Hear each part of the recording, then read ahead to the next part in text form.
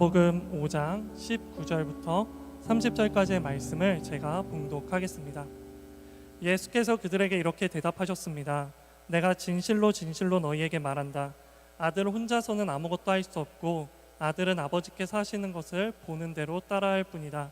아들은 무엇이든지 아버지께서 하시는 일을 그대로 한다. 아버지께서는 아들을 사랑하셔서 하시는 일들을 모두 아들에게 보여주신다.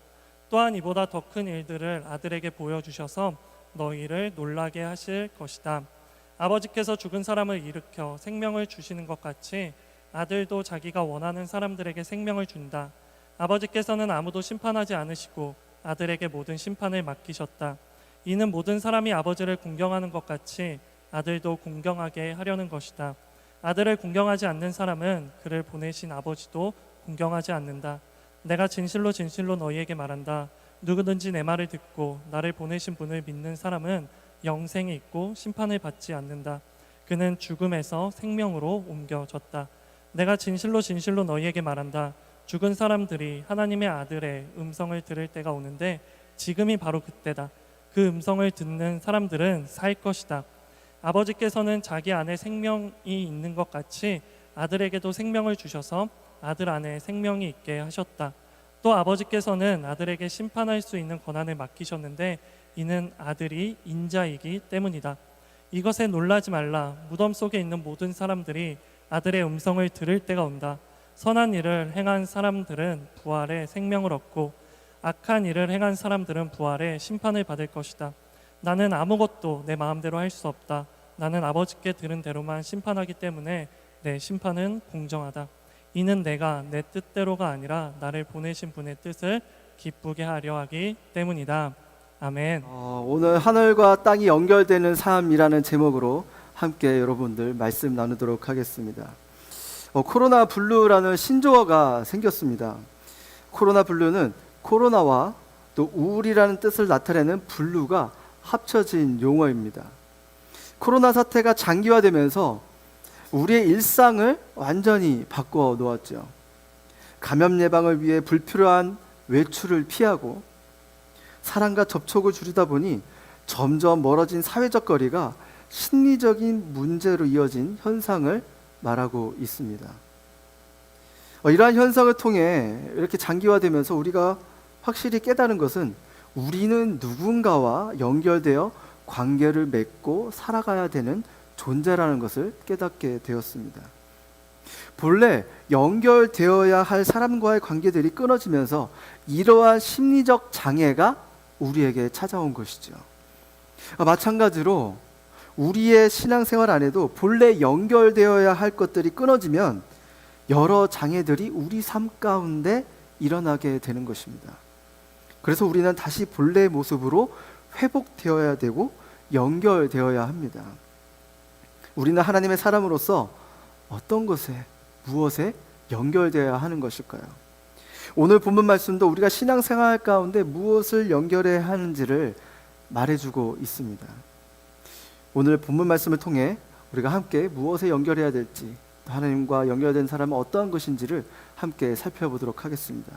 첫 번째는 하나님이 하시는 일을 보여주신다입니다. 우리 19절 말씀, 20절 말씀 함께 읽어보도록 하겠습니다. 시작. 예수님께서 그들에게 이렇게 대답하셨습니다. 내가 진실로 진실로 너희에게 말한다. 아들 혼자서는 아무것도 할 수 없고 아들은 아버지께서 하시는 것을 보는 대로 따라할 뿐이다. 아들은 무엇이든지 아버지께서 하시는 일을 그대로 한다. 아버지께서는 아들을 사랑하셔서 하시는 일들을 모두 아들에게 보여주신다. 또한 이보다 더 큰 일들을 아들에게 보여주셔서 너희를 놀라게 하실 것이다. 아멘. 오늘 본문을 보시면 예수님께서 이 땅에 오셔서 놀라운 말씀을 하시는 장면을 볼 수가 있습니다. 예수님께서 본인을 하나님 아버지와 하나됨을 강조하고 계신 것이죠. 19절 말씀에 내가 진실로 진실로 너희에게 말한다. 아들 혼자서는 아무것도 할 수 없고 아들은 아버지께서 하시는 것을 보는 대로 따라할 뿐이다. 아들은 무엇이든지 아버지께서 하시는 일을 그대로 한다라고 말씀하고 계십니다. 예수님께서는 스스로 아무것도 할 수 없다고 말씀하시고 그리고 하나님 아버지께서 하시는 일을 그대로 하신다고 말씀하고 계세요. 이게 무슨 말씀인가요? 왜 갑자기 본인 스스로를 약하고 무능한 모습으로 그렇게 표현을 하셨을까요? 예수님께서 육신의 몸으로 이 땅에 오셨고 또한 신으로 오셨다는 것은 우리는 분명 알고 있습니다. 그런데 예수님은 아무것도 할 수 없다고 말씀하시고 아버지께서 하시는 일을 그대로 하신다라고 그렇게 우리들에게 말씀하고 계십니다. 여기서 우리가 알 수 있는 것은 아버지와 아들의 관계는 투명성이 있다는 것입니다. 아버지께서 아들에게 완전히 모든 것을 보여주신 이유는 아들이 아버지와 관계가 완전히 투명하기 때문입니다. 아버지와 아들의 관계 속에 이런 투명성이 있다는 것은 무슨 뜻일까요? 친밀함이 있다는 것입니다. 이런 친밀함 속에는 어떠한 비밀도 없고 조금이라도 숨기는 것이 없는 관계인 것이죠. 그런데 우리가 이러한 관계를 받아들이는 데는 약간의 어려움이 있어요. 왜 그럴까요?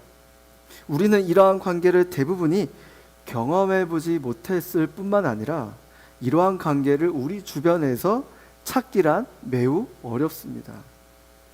여러분, 우리 육신의 아버지를 한번 떠올려 보세요. 어떻게 자랐는지, 나의 아버지와 어떠한 관계를 맺고 살았는지. 원리 원칙대로 본인이 그렇게 사셨고 또한 그러한 삶을 자녀에게 요구하셔서 융통성이라고는 전혀 없는 아버지 밑에서 자란 분도 계실 것입니다. 그리고 반대로 아버지가 본인의 삶에만 집중하셔서 본인의 삶에만 관심이 있고 자녀들과 어머니에게는 전혀 무관심으로 대하면서 방임하는 스타일의 아버지 밑에서 성장한 분도 여기 계실 줄로 믿습니다.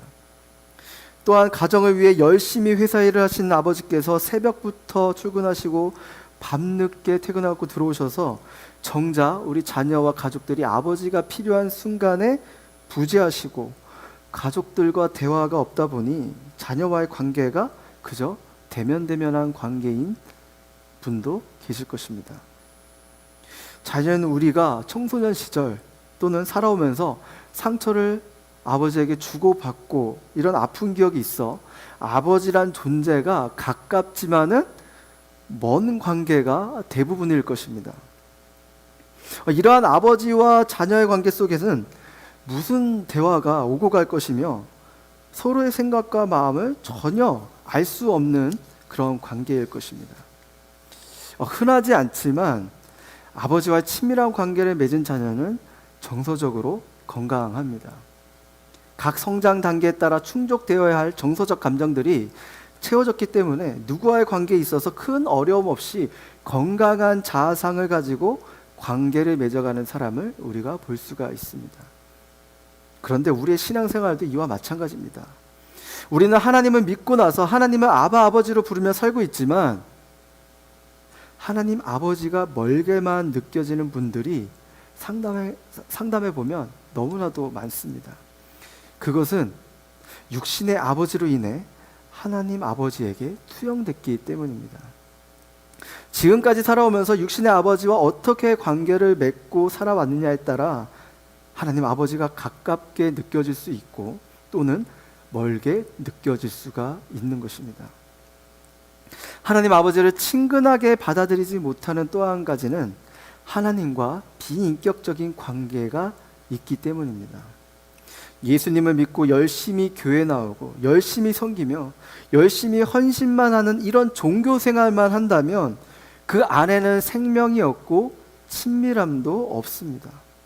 이런 관계는 교회를 오래 다녔는데도 불구하고 위험한 믿음이며 생명이 없고 하나님으로부터 나오는 공급함이 없어 매번 신앙생활에도 공허합니다. 샤머니즘 종교처럼 열심히 자기의 노력과 정성, 자기의 의로만 채워진 신앙생활이라고 볼 수 있는 것이죠. 이러한 삶은 하나님과 연결되지 않은 신앙입니다. 이것은 마치 내가 필요할 때 알라딘을 불러내는 것과 마찬가지입니다. 여러분, 제가 여러분에게 한 가지 질문을 하겠습니다. 여러분은 하나님 아버지에 관해서 알고 계신가요? 아니면 하나님에 대해서 알고 계신가요? 제가 여러분에게 하는 이 질문의 차이점을 아시겠어요? 하나님에 관해서 아는 것은 하나님을 사전적인 정보들을 아는 것을 뜻하는 것입니다. 수많은 설교를 많이 들어 알고 있는 하나님, 성경 공부를 많이 해서 지식적으로 알고 있는 하나님, 이렇게 정보로 하나님 아버지에 관해서 아는 것은 친밀한 관계가 아닙니다. 저는 운동을 하는 것을 좋아하고 또 보는 것을 좋아합니다. 그 중에 축구를 가장 좋아하는데요. 한국 사람에게 축구하면 요즘 가장 누가 먼저 떠오르나요? 바로 손흥민 형제님입니다. 이 형제님은 92년생이며 생일이 7월 8일입니다. 그리고 본가는 밀양 손씨입니다. 키는 183이고요. 혈액형은 AB형, 그리고 발 사이즈는 255. 또 현재 토트넘에서 2026년까지 재계약하면서 주급이 3억이 넘는 그런 형제입니다. 감사하게도 팀 내에서 최고 스타로 인정받고 있는 형제님이시죠. 제가 우리 손흥민 형제님에 관해서 너무나 자세하고 세세하게 알고 있죠. 그런데요, 이 손흥민 형제님은 저를 몰라요. 저는 그저 이 형제님에 관해서 많이 알고 있는 것 뿐입니다. 여러분, 이러한 관계는 친밀함도 없고 교감도 없습니다. 반대로 저는 우리 아내에 대해서 잘 압니다. 우리 아내는 깔끔하게 정리정돈된 상태를 좋아하며 그 상태에서 심리적 안정감을 느낍니다. 대구 사람이라서 애정 표현은 잘 안 하기도 하지만 제가 애정 표현을 할 때 낯간지러워 하면서도 은근히 좋아합니다. 자신을 위해 돈을 쓰는 것을 몹시 아까워하면서 저와 자녀에게 아낌없이 쓰는 그런 여자입니다. 그리고 저의 사역을 기꺼이 도와주며 또 서포트해 줍니다. 이렇게 저는 아내와 대화 속에서 또는 이러한 인격적인 관계 속에서 저의 아내에 대해서 잘 알고 있습니다. 여러분, 앞서 제가 예를 든 손흥민 선수와의 관계와 제 아내와의 관계는 이렇게 확연하게 다릅니다. 이렇듯 우리가 하나님에 관해서 아는 것이 아니라 친밀함을 가지고 하나님에 대해서 알아갈 때 하나님은 우리와 하나가 되시고 모든 것을 자녀인 우리에게 보여주십니다. 여러분, 그 사실을 믿으십니까? 사랑하는 여러분, 하나님은 우리를 하나님의 자녀로 불러주셨습니다. 하나님 아버지께서 자녀인 우리에게 하나님의 일을 보여주기 원하시는데 여러분, 설레이지 않으신가요? 친밀한 사람에게는 많은 것을 보여주고 싶은 게 우리의 심리입니다. 자신만이 가지고 있는 비밀도 친밀한 사람에게는 알려줍니다. 이건 너만 알고 있어. 이건 어디에서 얘기하지만 너만 알고 있어 라는 자신의 비밀을 친밀한 사람에게 오픈하죠. 그것이 친밀한 관계가 주는 특권인 것입니다. 우리가 하나님과 친밀한 관계로 서 있다면 하나님은 우리에게 모든 것을 보여주시고 더 큰 일들과 놀랄만한 일들을 보여주실 것입니다. 사랑하는 여러분, 저는 우리 공동체 모두가 하나님과 이런 친밀한 관계로 연결되어 있기를 주님의 이름으로 축원합니다. 하나님과 친밀한 관계로 인해 하나님의 마음을 알고 하나님의 관점을 알며 하나님의 계획과 목적들을 알아가기를 바랍니다. 예수님께서 하나님 아버지와 친밀한 관계로 연결된 것처럼 하나님의 자녀인 우리도 그저 하나님과 친밀함으로 연결되어 있기를 주님의 이름으로 축원합니다. 그리고 두 번째는 무엇인가요? 하나님과 연결된 사람은 오늘의 삶이 달라집니다. 우리 24절에서 26절 말씀 저와 여러분의 한 절씩 돌아가며 봉독하겠습니다. 시작. 내가 진실로 진실로 너희에게 말한다. 누구든지 내 말을 듣고 나를 보내신 분을 믿는 사람은 영생이 있고 심판을 받지 않는다. 그는 죽음에서 생명으로 옮겨졌다. 내가 진실로 너희에게 말한다. 죽은 사람들이 하나님의 아들의 음성을 들을 때가 오는데 지금이 바로 그때다. 그 음성을 듣는 사람들은 살 것이다. 아버지께서는 자기 안에 생명이 있는 것 같이 아들에게도 생명을 주셔서 아들 안에 생명이 있게 하셨다. 아멘. 하나님은 하나님의 아들인 예수님에게 전적으로 생명을 옮기셨습니다. 이건 다른 말로 전적인 위임으로 볼 수가 있죠. 24절 옮겨졌다라는 단어의 헬라어는 메타베베켄이 메타바이노의 현재 완료 시제입니다. 이 단어의 이 시제는 이미 동작이 완료된 상태가 현재까지 계속 지속됨을 나타나고 있는 것이죠. 그래서 하나님의 아들 예수님을 믿는 자에게는 이미 사망의 권세에서 벗어나게 된 것이며 그 상태가 지금까지 유지되고 있다는 것을 의미하고 있습니다. 과거 우리의 죄 아래 있던 시절 이전 것들이 모두 지나가고 새롭게 되었으며 우리는 생명의 삶을 살고 있다는 것을 뜻하고 있는 것입니다. 이러한 생명의 삶은 특징이 있는데 어떤 특징이 있느냐? 활력이 있습니다. 생동감이 있습니다. 누군가를 세워주고 살립니다. 그리고 기쁨이 넘칩니다. 우리가 예수님을 처음 인격적으로 만났을 때 한번 떠올려 보세요. 우리 안에 무언가 계속 솟아오르고 기쁨이 차고 넘쳐서 이것을 다른 사람에게 전달하지 않으면 막 미칠 정도였습니다. 저는 모태 신앙인으로서 오랫동안 믿음 생활을 해왔지만 그동안 내가 알고 있는 믿음과 하나님이 생각했던 믿음의 차이를 깨달은 시절이 있었습니다. 하나님에 관해서 많이 알고 종교적인 열심과 헌신이 많다면 저는 그것이 믿음이 좋다라고 생각해 왔는데, 그런데 어느 날 그것이 믿음이 아니라는 것을 깨닫게 되었습니다. 그렇게 깨닫고 나서는 이것이 저만 알고 있는 것이 너무 안타까웠고, 오래된 그런 신앙생활하는 사람들에게 이러한 것을 알려줘야겠다라고 다짐을 했기 때문에 이렇게 교육자가 된 것도 있습니다. 이러한 행동들은 하나님과 연결된 사람에게 나타나는 자연스러운 현상인 것입니다. 그런데 안타깝게도 우리의 신앙생활은 이러한 마음과 생활이 꾸준히 지속되지가 않습니다. 우리 자신을 보며 알 수가 있죠. 우리의 신앙이 불처럼 뜨거워져서 홀리스타나 주일예배, 화요 성령 집회 등 모든 예배를 참석하며 불타는 신앙의 시즌이 있었다면, 반대로 얼음처럼 차갑고 간신히 예배의 자리만 지키는 미지근한 그런 신앙의 시즌도 우리 가운데 있습니다. 신앙생활에 가장 어려운 점이 있는데, 우리가 신앙생활하다 보면 어려운 점들이 있죠. 그런데 그 중에 가장 어려운 점은 반복이라고 생각합니다. 우리의 신앙생활은 똑같은 것이 반복됩니다. 큐티, 예배, 기도, 교회, 사역, 순모임, 성경 공부 등 주님 오실 때까지 우리는 평생 이렇게 반복되어집니다. 우리 공동체가 매달 주제를 바꾸며 예배를 드리고 있지만 믿음 생활은 TV에 나오는 예능처럼 매주 화려하고 웅장하며 감탄할 만한 새로운 것들이 나타나지 않습니다. 그러다 보니 어느덧 익숙하게 되고 매너리즘에 빠지게 되며 어느 순간 활력성을 잃게 됩니다. 처음에는 예배당에 다쳤을 때 온라인으로 기도해야 하는 것은 그저 은혜 자체였습니다.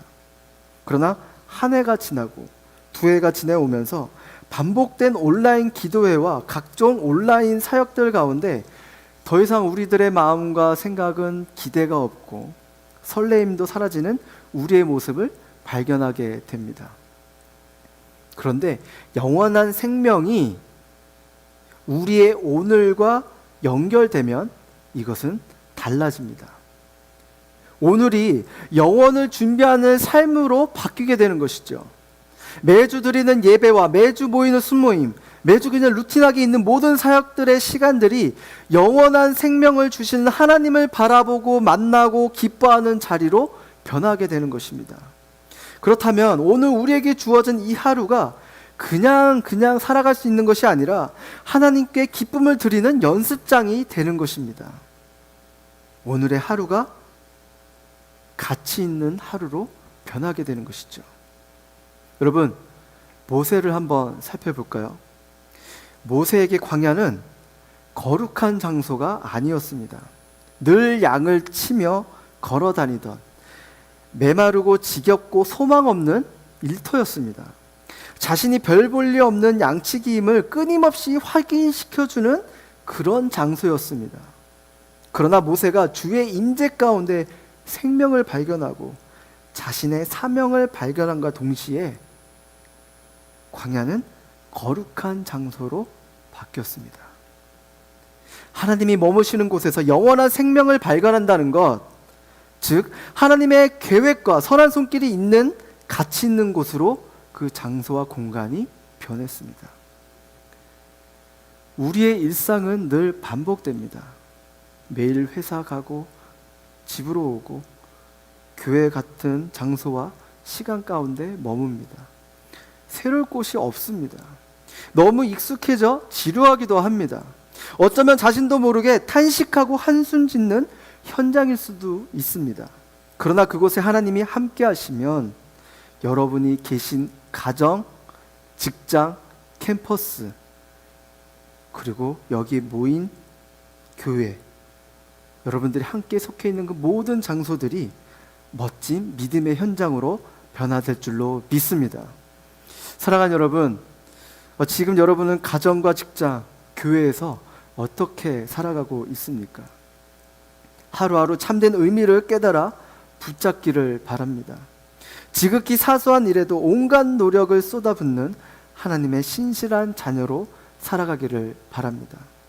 영원한 생명이 오늘과 연결되는 삶을 우리가 인식할 때 지루한 삶의 현장은 사역지가 될 것이고 축복의 장소가 될 줄로 믿습니다. 지금 있는 자리가 어디든 상관없이 주님의 뜻과 계획이 펼쳐지는 곳이 바로 예배의 처소이자 거룩한 처소입니다. 그래서 우리는 온 힘을 기울여 맡은 일을 해내야 합니다. 탁월해야 합니다. 일상에서 최선을 다하지 않는데 어찌 하나님 나라의 일을 책임질 수가 있겠습니까?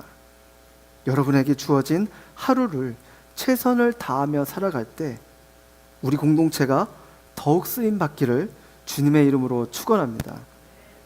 그리고 마지막 세 번째는 하나님과 연결된 사람은 기쁨을 드리는 삶입니다. 우리 30절 말씀 함께 보겠습니다. 30절 말씀 시작. 나는 아무것도 내 마음대로 할 수 없다. 나는 아버지께 들은 대로만 심판하기 때문에 내 심판은 공정하다. 이는 내가 내 뜻대로가 아니라 나를 보내신 분의 뜻을 기쁘게 하려 하기 때문이다. 아멘. 예수님께서는 19절에 하신 말씀을 다시금 반복하시면서 순종의 모습을 보이고 계십니다. 예수님은 완벽한 신으로 이 땅에 오셨기 때문에 마음대로 하실 수 있었습니다. 병자 고침과 기적을 베푸시고 우리가 알고 있는 이적과 기사 그 모든 것을 본인 임의대로 진행하실 수 있는 그런 신적 능력이 있으신 분입니다. 하지만 예수님은 무엇이든지 임의로 하지 않으시고 자기를 보내신 아버지의 뜻대로 하시는 모습을 보이셨습니다. 이러한 예수님의 모습 속에 우리가 하나님의 자녀로서 어떻게 살아가야 하는지를 명확하게 보여주고 있습니다. 예수님께서 30절에 할 수 없다라는 그 표현을 문장 초반에 쓰며 이 뜻을 더욱더 강조하고 계신데요. 여러분들도 누군가의 의견을 조율할 때, 또 누군가의 부탁을 받았을 때 여러분의 첫 마디가 가장 강조하고 싶은 말을 하잖아요. 나 이거 못해, 나 이거 안 돼, 이거 해줘 라고 하듯이 예수님은 하나님 아버지의 뜻이 아니면 그 어느 것도 하실 수 없다는 것을 강조하셨습니다. 이러한 예수님의 모습을 보며 우리도 그러한 삶을 따라가야 하는 것입니다. 죽음으로 가는 그 고난의 길을 미리 하셨고 피할 수도 있었지만 철저히 하나님 아버지의 말씀에 순종하셨습니다.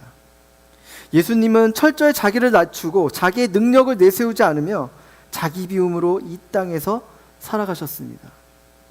예수님께서 이러한 삶이 가능한 이유는 그는 철저히 기도하며 하나님과 연결된 삶을 살았기 때문입니다.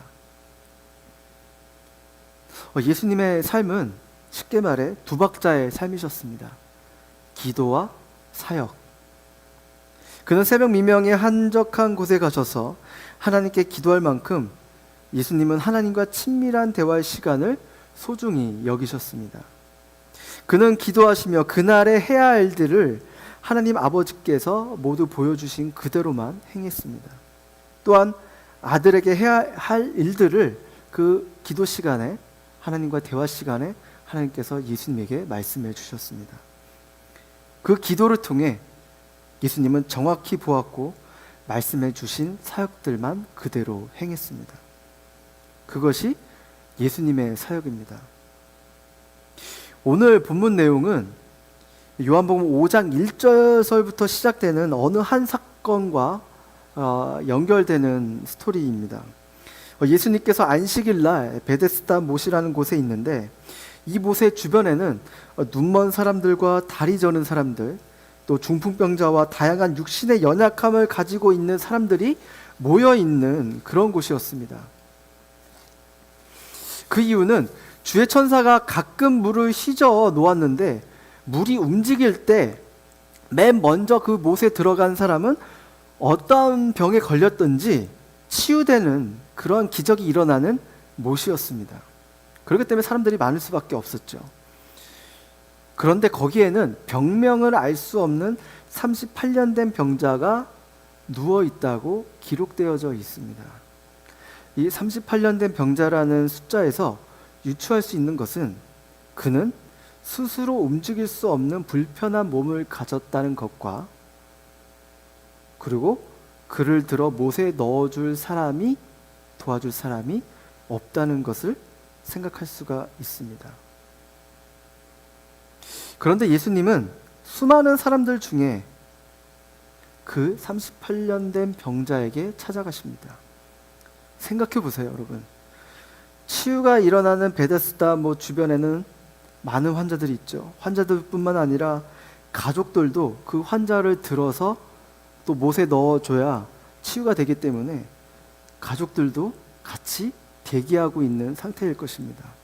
그러나 예수님은 수많은 환자들 중에 오직 38년 된 병자 한 사람만 고쳐주시고 갈릴리 바다 건너편으로 가셨다라고 기록되어져 있습니다.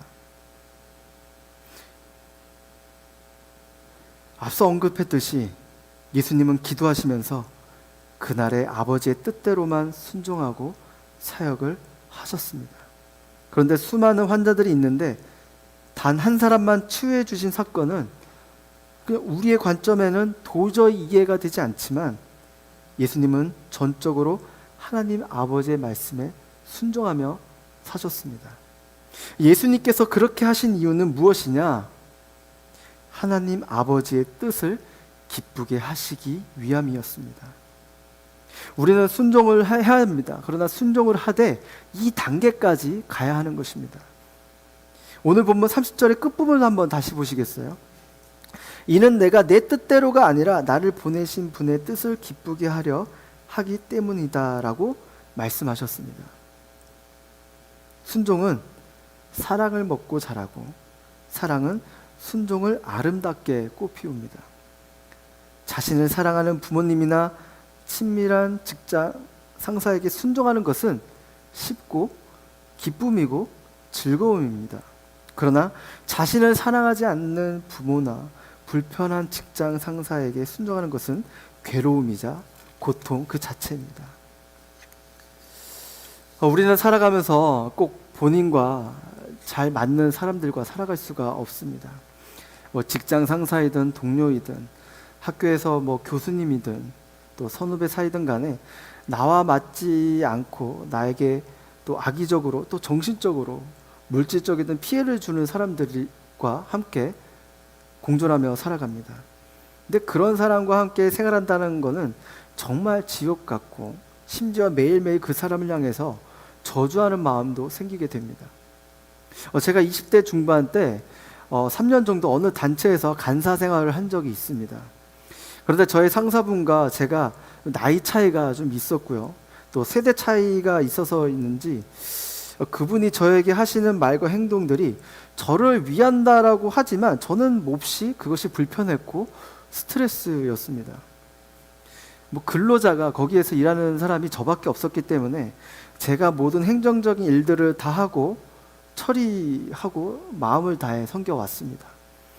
사실 그 단체는 제가 배우고 싶어서 들어갔기 때문에 열정페이로 섬기겠다고 약속을 하고 배우는 자세로 기쁜 마음으로 제가 열심히 섬겼습니다.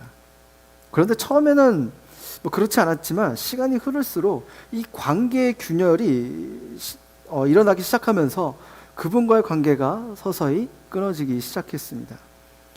그분의 말과 행동 그 모든 것이 저에게는 힘들었고 너무나 그를 미워했습니다.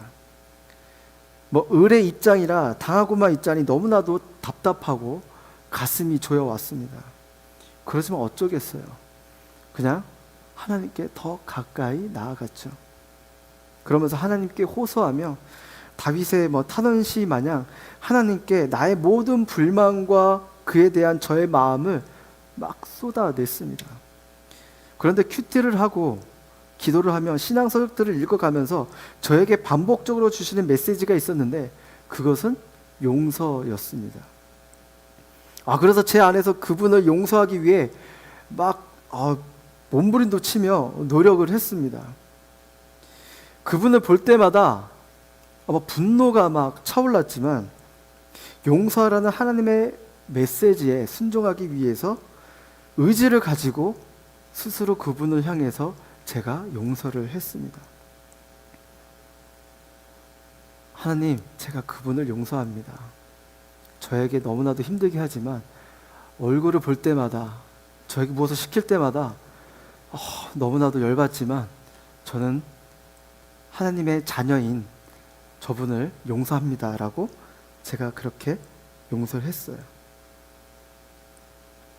그런데 하나님은 용서를 하라고 했지만 더 이상의 것을 저에게 요구하셨습니다. 용서를 넘어 그를 축복하라고 하는 것이에요. 그래서 하나님께 따졌죠. 무슨 말입니까? 제 안에 올라오는 미움과 복수심 누르고 저의 영혼에게 선포하며 어렵게 용서를 했는데 그를 향해 축복까지 하라니요. 그런데 하나님은 저에게 계속해서 반복적으로 요구하시는 거예요. 그래서 어느 날 안 되겠다 싶어서 편지지를 사서 그 안에 편지를 썼어요. 그동안 제가 품고 있던 불편한 마음들과 당신은 모르시겠지만 그러한 마음들을 저는 용서를 했고 앞으로 당신의 삶과 이 단체가 하나님의 은혜로 축복이 있기를 기도하고 바랍니다 라고 그렇게 편지 써서 그분에게 전했습니다. 그랬더니 어떠한 일이 일어난 줄 아세요? 그분과의 관계가 서서히 풀리기 시작했어요.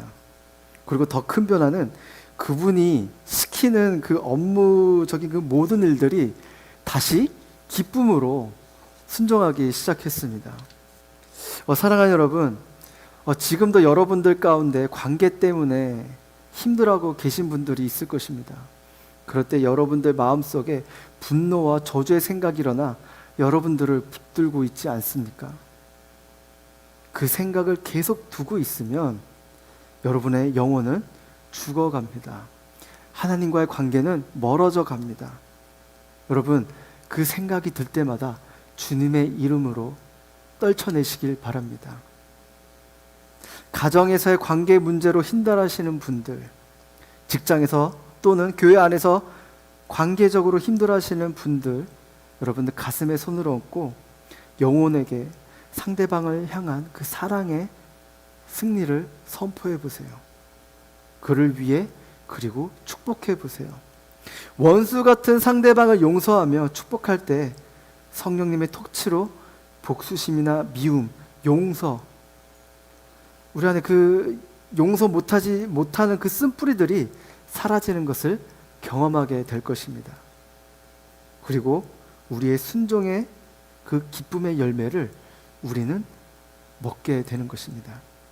사랑하는 여러분, 오늘 예수님을 통해서 우리는 생명의 근원 되시는 하나님과 연결되어야 한다는 것을 다시 깨닫게 되었습니다.